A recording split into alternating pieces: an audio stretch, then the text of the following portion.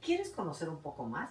Vamos a entrar a la sala de los centros ceremoniales y Teotihuacán. Recuerda que estamos en el Museo de Antropología de la Ciudad de México.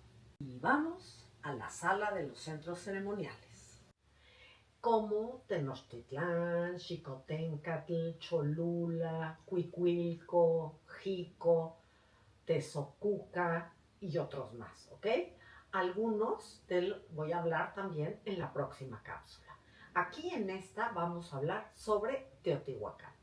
Te cuento que debido a los avances que ya vimos desde la cápsula pasada, a los avances económicos, a los cambios, a las religiones, a los cambios sociales, al uso de más tecnologías, algunas aldeas fueron tomando mucho más poder y se convirtieron en los centros religiosos, administrativos y de intercambio de cosas entre una y otra aldea.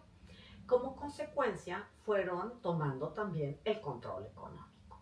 La religión se institucionalizó como el núcleo integrador del poder y el sacerdote se colocó como el líder frente a la comunidad. Además, era el que tenía contacto, por ejemplo, con los dioses. ¿Se acuerdan que hablamos ya de los chamanes? Y por consiguiente, era mediador entre ellos, o sea, entre los dioses y los humanos.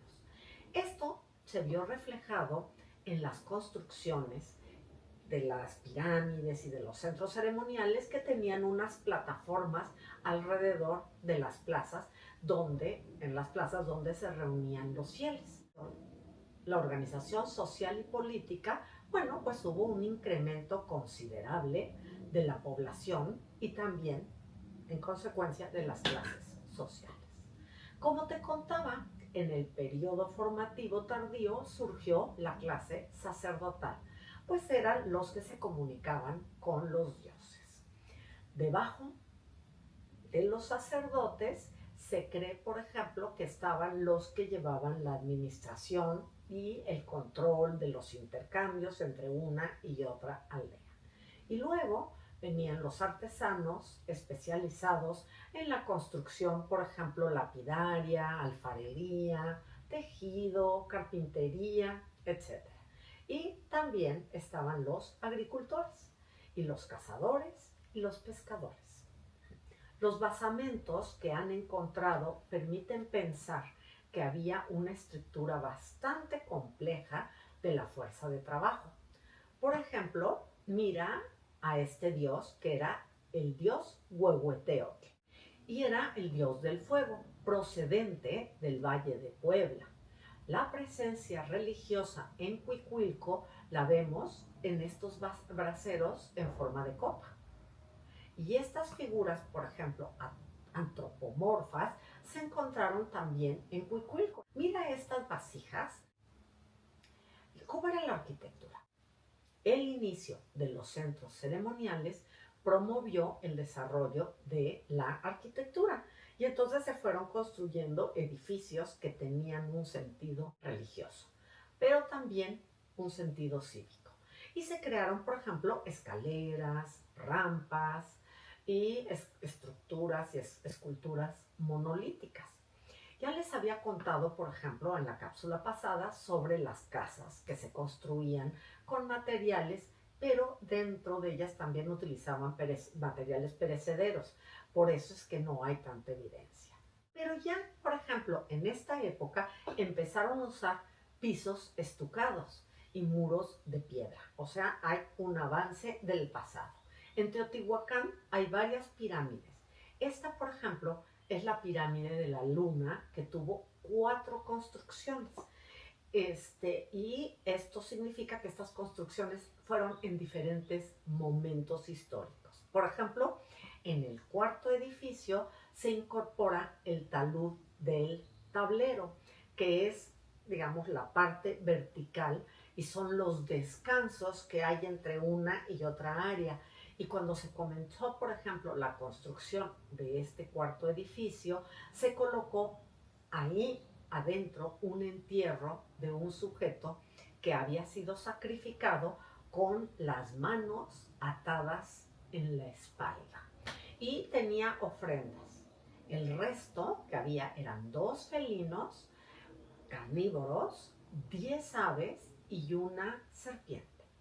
La quinta y última construcción, porque fueron 5, es la que nosotros podemos ver hoy en día. Mira, por ejemplo, a la diosa Chalchihuitlicue, que es la de la falda. La de la falda de jade, que es una diosa de las aguas terrestres, de la arquitectura y de la fertilidad. Y la descubrió el arqueólogo Batres en 1888. La llevó en ferrocarril porque pesaba 16 toneladas y llegó a la Ciudad de México, pero tuvo que esperar afuera del museo durante 5 meses antes de que la pudieran colocar y transportar. Y la pusieron en la Galería de los Monolitos. Ahora fíjate en este lindísimo mural de Tlaloc, el dios de la lluvia y el dios de las tormentas. Tlaloc fue el dios más representado en Teotihuacán, aunque no se sabe cómo lo llamaban. Se parece, por ejemplo, al Tlaloc de los mexicas, por eso te dije Tlaloc, pero no sabemos el nombre exacto. Lo más probable es que sea el antecedente del Tlaloc que sí conocemos. Mira estos vasos que muestran cómo los teotihuacanos usaban los colores, o sea, hacían mezclas. Mira esta estela 31 de Tikal, que muestra, por ejemplo, las relaciones que probablemente tuvieron con la cultura maya, que estaba lejos. O sea, imagínense las distancias y tenían contacto. Esto nos muestra la gran interacción que tenía Teotihuacán con otras culturas. Y eso lo podemos ver en las piezas de Teotihuacán que hay y las que se han encontrado en otras culturas. En Cholula, por ejemplo, en el mural de los bebederos, se observan semejanzas con la estética de Teotihuacán, en Cholula y Teotihuacán. Pero esto no es muy raro, ya que estaban muy cerca una de la otra. Te muestro, por ejemplo, un pedazo de este mural que te estoy diciendo de los bebederos. En él vemos a hombres y mujeres bebiendo. Posiblemente estaban bebiendo algún pulque, ¿ok? Algunos tienen puestos máscaras y otros están desnudos. Arqueológicamente, el fin de Teotihuacán fue más o menos en el 150 después de Cristo, y porque aparecen unas huellas de fuego en algunas de las excavaciones que se han hecho. En el Camino de los Muertos, el Camino de los Muertos, que es una de las avenidas principales. Pero no se sabe exacto cómo se ocasionó o quién ocasionó esta destrucción de Teotihuacán.